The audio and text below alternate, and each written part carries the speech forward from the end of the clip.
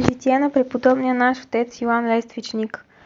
Преподобният Йоан Лествичник се е подвизавал на известна от старозаветните разкази Синайска планина. Свещената планина Синай служила за убежище на християнските подвижници от средата на 3 век, укриващи се от гоненията. Други били довеждани като пленници на сарацините.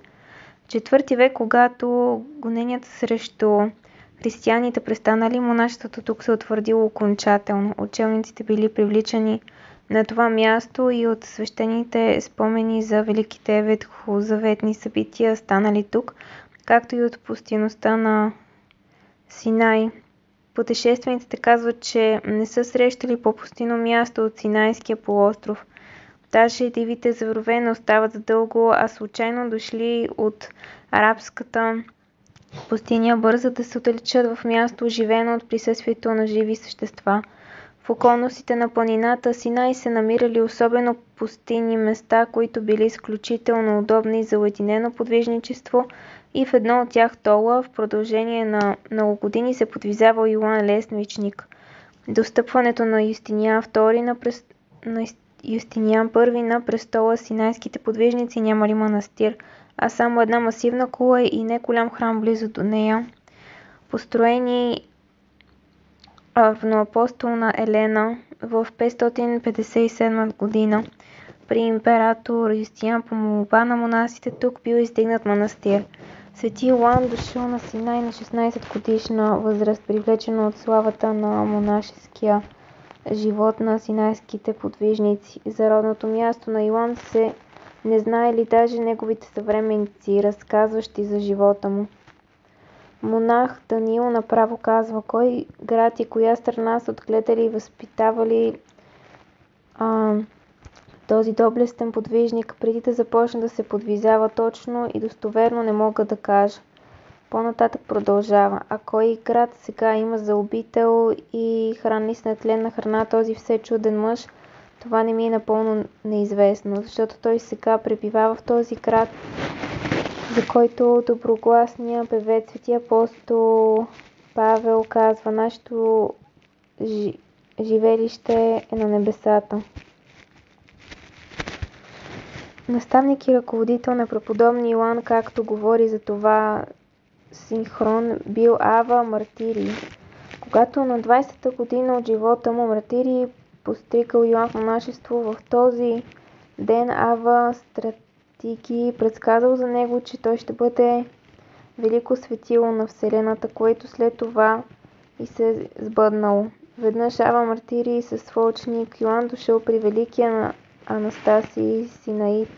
Като ги видял, Анастасий казал на Ава Мартирий: кажи ми, Мартирий, откъде е този твой ученик и кой го е постригал в монашество? Той е твой раб, отче, и аз го постригах, отговорил Мартирий.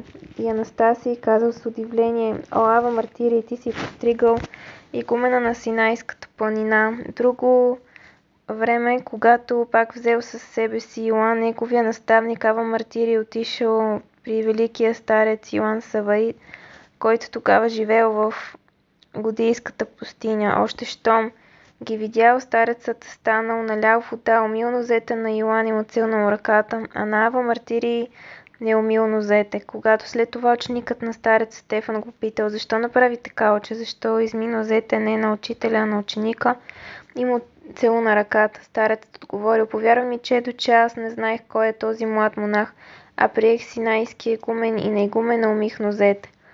Такива били пророчествата на свети синайски отци за преподобни Йоан, когато бил още млад монах, и те след това се сбъднали в своето време. В продължение на 19 години преподобни Йоан извършвал подвига на своето спасение в послушание към своя духовен отец, след което бил принуден да остави този спасителен път, тъй като духовният му отец преминал във вечния живот.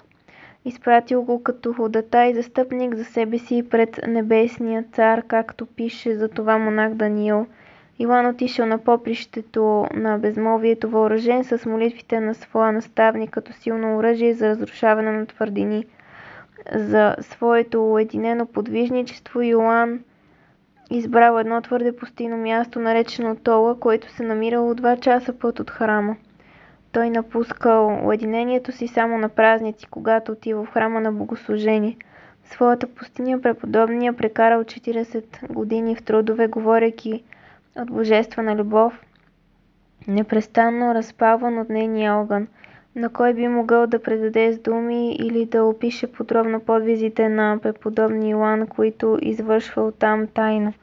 Впрочем, както от малките неща се познават големите, така и по някои черти на делата му узнаваме за богатото с добродетели житие на този преподобен. Той ядял всичко, което не било забранено от монашеските обети, но в твърде малка мяра. Изкусването на всичко побеждавало гордостта. Той вършил това, за да не се превъзнася ума му с постничество, а с малкото количество на храната смирявал господарката и майката на свъстолюбивите страсти, т.е. прияждането, като със самата оскъбност на трапезата и заповядвал престани. Чрез пустинното си житие и отдалечеността и съжителството с хора, преподобния угасявал пламъка на плътската пещ, така че накрая той се покрил с пепел и угаснал напълно. Сребролюбието, което светия апостол Павел нарича идолопоклонство, този доблестен мъж мъжествено избягвал, раздавайки милостиня и отказвайки на себе си най-необходимото. Писането на книги служило на Йоан за прогонване на унинието, но и целият му живот била непрестанна молитва и безпримерна любов към Бога, защото денем и нощем, съзерцавайки го като в огледало в чистота и непорочност, не искал или по-точно казано не можел да се насити на това съзерцание. Един монах на име Моисей, ревнувайки по добродетелния живот на преподобния Йоан, го умолявал да го приеме за свой ученик, за да се научи от него наистина любомъдрие. В подкрепа на молбата си Моисей помолил да ходатайстват за него и някои честни старци, и те склонили Йоан да приеме Моисей за свой ученик. Веднъж преподобния Йоан казал на Моисей да пренася земя от едно място на друго за наторяване на лехите с зеленчуци. Моисей, като отишъл на посоченото място, усърдно изпълнявал възложеното. По обяд, когато жегата била най-силна, Моисей легнал да си почине под един огромен камък и заспал. Но Господ, на когото не е угодно неговите раби да се излагат на някакви скърби, по своето добросърдечие запазил Моисей от внезапна смърт, а свети Йоан избавил от печал. По това време преподобния Йоан се намира в килията си и ето обзел го лек сън и в съня си видял един боголепен мъж, който супре казал на Йоан: "Ти, Йоане, спокойно спиш тук." В същото време Моисей се намира в опасност. Преподобният на часа станал и започнал усърдно да се моли за своя ученик. Когато дошла вечерта и ученикът се върнал от своята работа, Йоан го попитал: "Не се ли случи нещо неблагоприятно или неочаквано?" Когато по обяд спях под един голям камък, той внезапно падна и би ме затиснал, ако не бях избягал бързо от това място. В същия този миг ми се стори, че ти, отче, ме викаш. Смирено мъдрият Йоан прославил Бога за това чудесно спасение на ученика от смърт, но не казал нищо на Моисей за своето видение. Преподобният Йоан бил образец на добродетелност за всички и лекар на невидимите болести. Веднъж един брат на име Исаки бил силно нападан от будния бяс. Намирайки се в дълбока печал, той побързал да отиде при велики Йоан и скорчив плаче и ридания му разказал за своята борба. На това Йоан отговорил на Исаки: "Брате, да застанем двамата на молитва."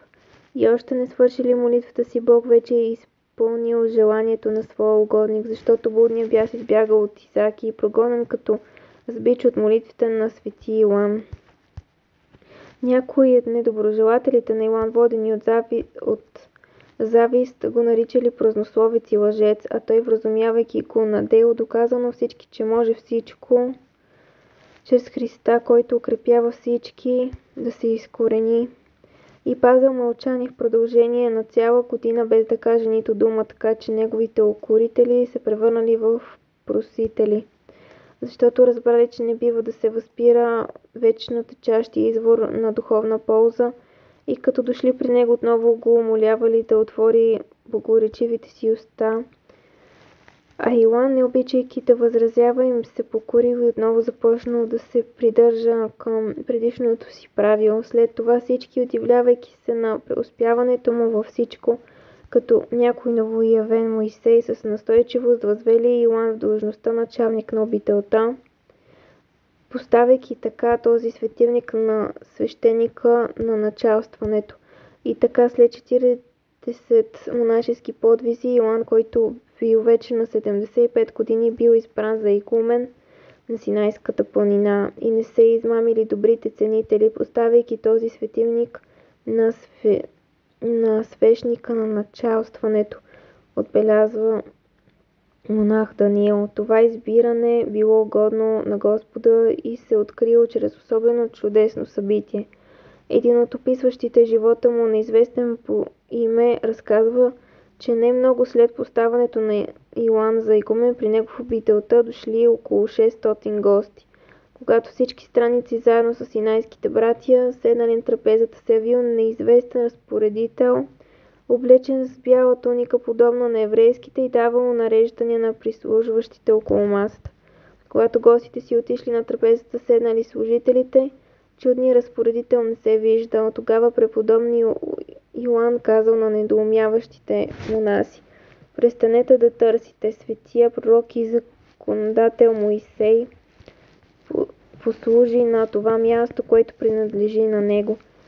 Едно лято в палестинските страни се е случило бездъждие и страшна суша. Местните жители дошли при преподобни Йоан, моляки го да се помоли на Бога да изпрати дъжд. И още щом преподобния се помолил, на часа се излял обилен дъжд и като напоил изсъхналата земя, я направил плодоносна. Когато наближило времето на края му, той благочестно наставил всички братя на Синайската обител, тези свои духовни израелтяни, само в едно не се уподобил на Моисей, защото преподобни Йоан влязал с душата си в горния Иерусалим, докато Моисей не достигнал с тялото си земния. Когато този нов Моисей отивал при Господа, неговия брат Ава Георгий стоял пред него, проливайки сълзи и казвайки: ето ти си отиваш и ме оставяш, а аз се молих ти да ме изпратиш, защото без тебе, господарю мой, няма да ми стигнат силите да паса твоята свята дружина. Но ето, противно на това, аз те изпращам.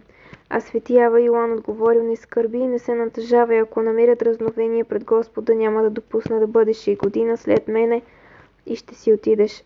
И след това се спъднало, защото в 10-тия месец след представянето на блажения Йоан и Ава Георги, неговия брат, отишъл при Господа, за да престои пред него заедно със своя преподобни Йоан в славата на светиите, прославяйки Отца и Сина и Светия Дух и во веки веков.